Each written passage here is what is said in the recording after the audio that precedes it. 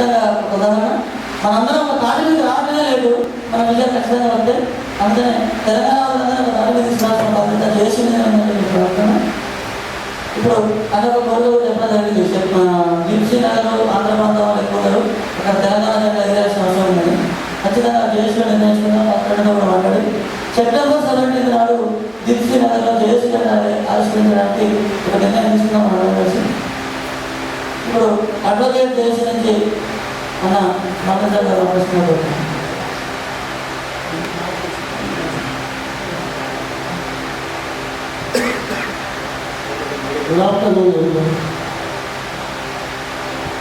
కూర్చున్నా. మనం అందరం కూడా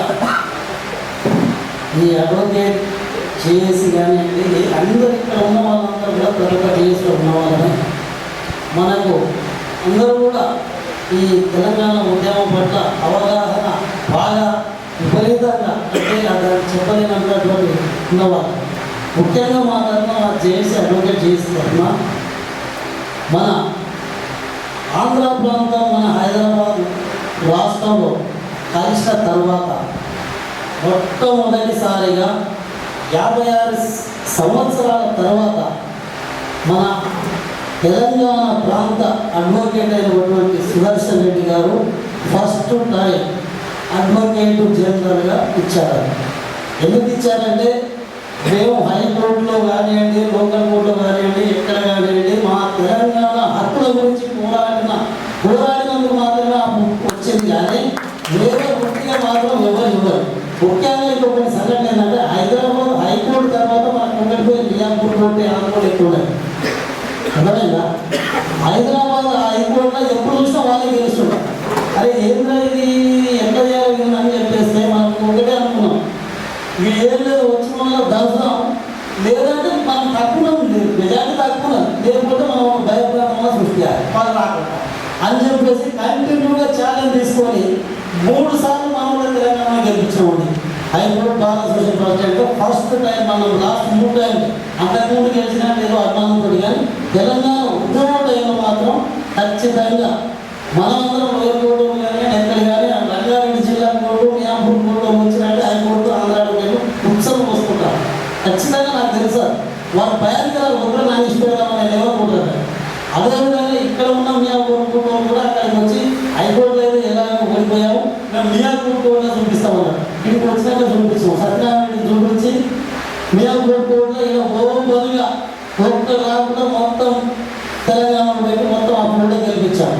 ఆ దెబ్బకి ఇప్పుడు ఆంధ్ర వాళ్ళు మా మీద నిలబడాలంటేనే భయపడతారు. మా మీద నిలబడాలంటే ఈ పెద్ద పోస్ట్ కాదు, నాకు ఏదో చిన్న అడుక్కునే లెవెల్కి వచ్చేది.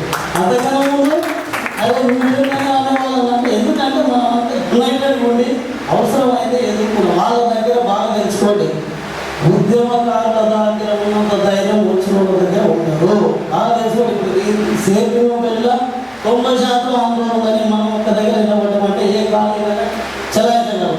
ఉదాహరణ ఆ కాలం చెప్తున్నా, వెంకటరావు గారి 225 ఇళ్ళ కేవలం 84 ఇళ్ళే తెలంగాణ ఉన్నాయి, 140 మంది వాళ్ళే ఉన్నాయి, ఆంధ్రాలే ఉన్నారు. ఎందుకంటే అప్పుడు అందరూ తక్కువ రేట్లలో వచ్చి కొనుక్కున్నారు.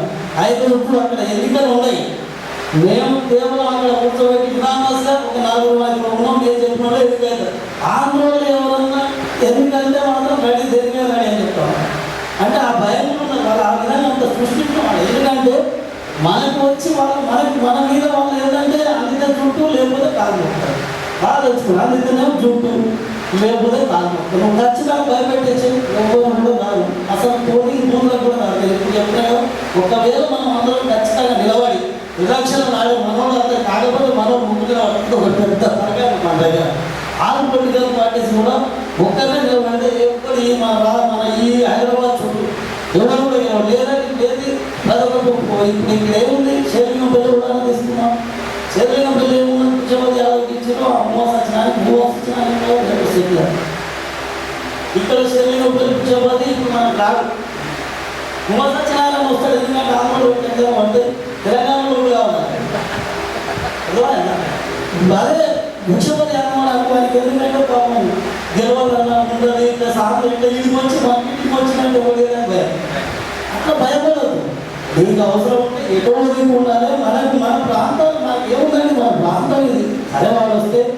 చేసాడు. వాటితో మనం బతుకుతాంటే ఎవరైనా భారతదేశంలో ఎవరైనా ఎక్కడైనా పోవచ్చు, రాజ్యాంగ అందరికీ హక్కులు ఉన్నాయి. ఆడవాళ్ళు వద్దాడు ఎవరు లేడు. ఏమన్నా అంటే అదే వాళ్ళ హైదరాబాద్ పాలంటారు, ఏది హైదరాబాద్ లేని తెలంగాణ రైట్ మీరు బాగా చూడండి. హైదరాబాద్ లేని తెలంగాణకు వాళ్ళు ఖచ్చితంగా 100% ఒప్పుకుంటున్నారు ఇండైరెక్ట్గా. అది అంటే ఏడమైనవాడు అని సమైక్యవాదం అంటే సమైక్యవాదం ఎక్కడ ఉందండి? సమైక్యవాదం ఉద్యమాలు ఉంటాయి. ఎవడైనా బాగా అనగబడిన ఉండే ఉద్యమాలు చేస్తారు. బాగా ఉన్నవాళ్ళు కానీ ఎక్కడ ఏం లేని ప్రాంతాలు ఎక్కడ ఉండవు. ఇప్పుడు మన రాష్ట్రంలో చూడండి, ఇప్పుడు తెలంగాణ వస్తుందంటే ఏం చేస్తారు? కాబట్టి ఎక్కడైనా 10 మంది పోయి సార్ ఇక్కడ బాగా ఆలోచించుకోండి చెప్పేది. మరి ఏం చెప్తారు? సార్ బీజేపీ గవర్నమెంట్లో 3 రాష్ట్రాలు ఇచ్చారు. మధ్యప్రదేశ్ ఇచ్చారు, జార్ఖండ్ ఇచ్చారు, ఉత్తరాంచల్ ఇచ్చారు. ఉత్తరాంచల్ గురించి చెప్పారు, వాళ్ళు మంచిగా ఉంది, అది హిల్ ఏరియా మంచిగా ఉంది, అక్కడ ఏం లేవాలి.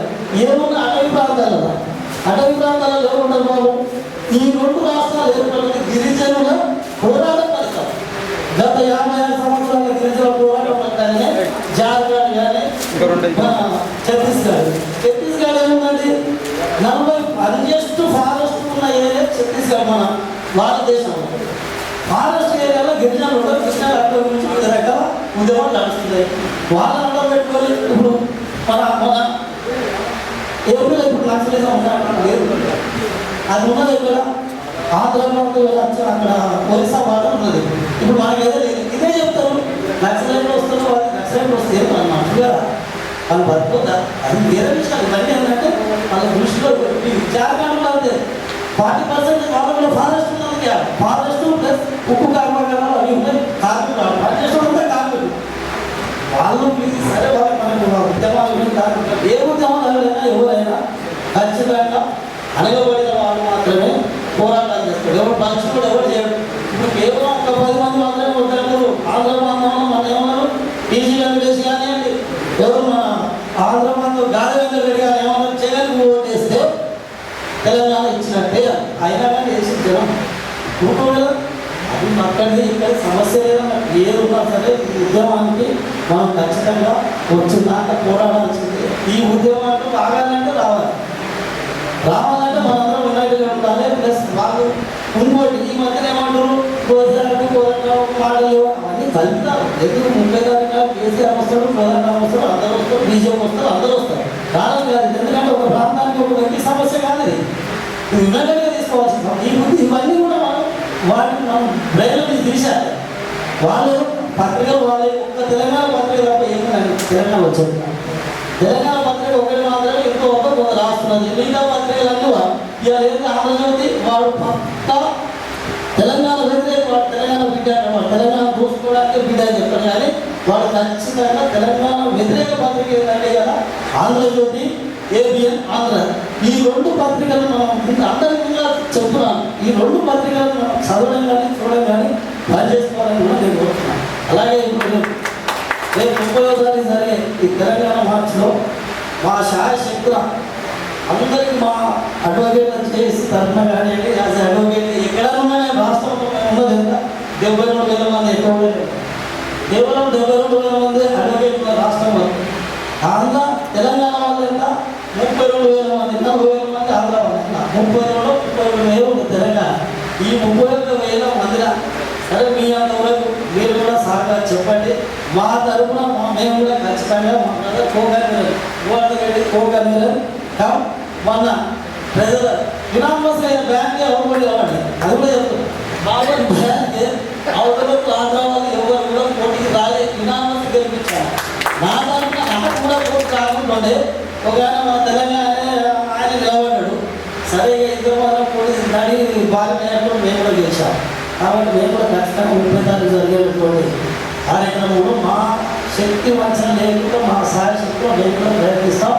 ఈ ఉద్యమంలో మీకు ఎలాంటి కోర్టులలో ఏమైనా కేసులు అయితే ఫ్రీగా కూడా సర్వీస్ చేస్తాం. ఏమైనా ఎప్పుడైనా ఫోన్ చేసి చెప్పండి, మేము ఖచ్చితంగా ఫ్రీ సర్వీస్ చేస్తాం. మేము ఆల్రెడీ డిసైడ్ అయ్యాం. తెలంగాణ ఉద్యమంలో ఏ వ్యక్తి అయినా సరే, ఏ పోలీసు ఎక్కడైనా సరే, ఏ కోర్టులో ఉన్నా సరే, ఎందుకంటే అన్ని కోర్టులలో జాగ్రత్తలు ఉంటాయి.